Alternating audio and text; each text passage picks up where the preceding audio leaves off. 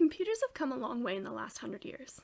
Once filling rooms and taking hours to perform simple calculations, portable computers can now access millions of terabytes of data almost instantly and beat humans at games that have existed for thousands of years.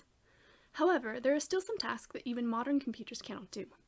To move to the next level of computational ability requires a new class of computer that many companies are currently working towards creating, a quantum computer. So what is this new kind of computer, and what makes it different or better?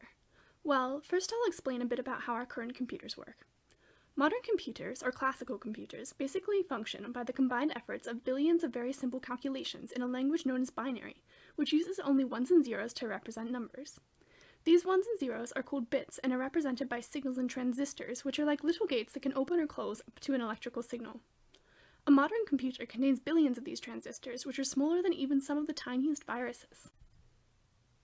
The basic concept behind a quantum computer is similar, but utilizes the unique properties that emerge at the level of very small particles such as electrons and photons. These properties are described by an area of science called quantum mechanics, hence the name. In quantum computers, things like the up or down direction of spin of an electron can be used like the ones and zeros in a classical computer. The bits in a quantum computer are thus called quantum bits, or qubits. Here is where things become different. Unlike the signals in a classical computer that can only represent either a 1 or a 0, electrons can exist in states where they can be said to spin both up and down simultaneously.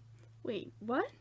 It's weird, I know, but this is an example of how objects at extremely small scales can behave differently from those in the macroscopic world we know. This property is called quantum superposition. Basically, the particle will exist as a probability of spinning up or down, which means it will do both, until you try to measure the system to see which way it is spinning. This reduces the probability to one set outcome, or spin direction, which is called decoherence. So how would this apply to a computer? Well, it affects how much information a set of bits can contain for one. A classical 3-bit system can only represent one of 8 possible outcomes, while a 3-qubit system can represent all 8. Although you cannot measure all of these results at once, remember, once you measure the system, it collapses into a single state. These superpositions can be made to interfere with each other, such that the measured outcome provides more useful information than a classical computer would provide. This can be used to drastically reduce the time it takes for modern computers to search a database or perform certain mathematical calculations. Quantum computers also have the potential to advance biological modeling. Since molecules at the subcellular level are so small, it is thought that they may also be affected by quantum mechanics.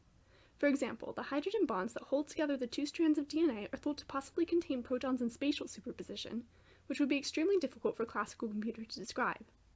The higher computational power of quantum computers could help more accurately model such molecules, which could lead to advancements in their understanding.